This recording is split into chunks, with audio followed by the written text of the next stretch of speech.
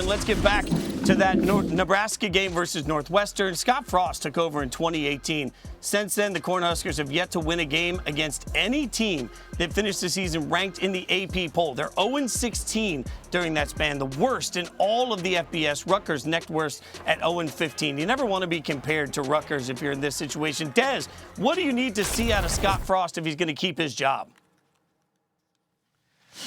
Wow, I tell you what, going into this game, going into the season, I don't think there's a coach, a head coach in college football who needs to win his first game more than Scott Frost. So with that being said, I know it, you know it, Pollock knows. I think everyone knows this. How is the approach of the players going to be in this game? Are they going to play tight like we're playing for our coach's job here? Will they be kind of tight or will they be loose? Going out there playing like, hey, we're in Ireland, let's have fun, let's just go out there and hang loose. I'm really curious to see the approach of the players. I don't blame everything on Scott Frost. He doesn't throw all those interceptions. He wasn't out there fumbling the ball.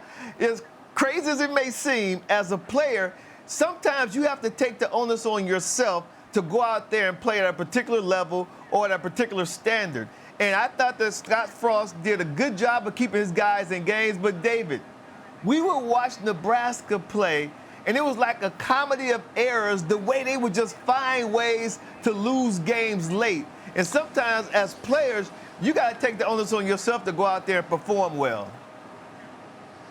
Yeah, it was. I mean, between special teams and fumbles and turnovers, they found ways to lose. And 15 wins in 4 years for Scott Frost. 15. That's not good enough. This is the guy that was the chosen one, the golden boy that had offers from Florida that went back to Nebraska. And listen, he's changed his style now too. This is what happens. They restructured his contract. Basically, they took a pay cut.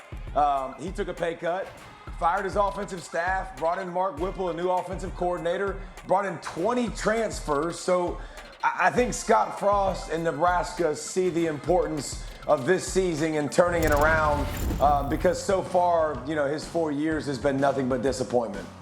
Well, as Des just mentioned, he's not the one out there throwing the football. This year, Casey Thompson, the transfer from Texas, will be that person that's throwing the football. David, what do you expect from him?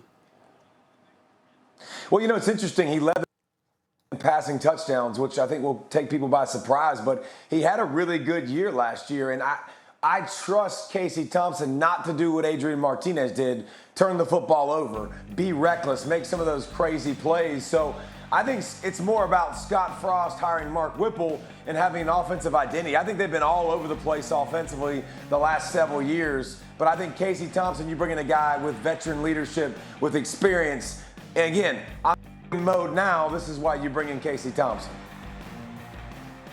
I believe that Casey Thompson will settle the offense. He's going to have the players at a level where now they can trust him. When you watched the Nebraska Cornhuskers a year ago, you were like, how's the offense going to blow us? What are they going to do? Are they going to fumble the ball? Are they going to throw an interception? Because you just expected something crazy to happen. I think with Casey Thompson, like David said, with his leadership, and his veteran moxie, I believe that he's going to settle this offense, and they're going to be a much more stable offense. They were kind of erratic a year ago. So I like this addition to the Cornhuskers offense. I think he's going to do a great job for Scott Frost in that offense. Yeah, in the meantime, Scott Frost is going to hope he can have Mel Tucker's luck with the transfer portal. He can reinvent this roster, and they can win some football games. Gentlemen, we will continue to break it.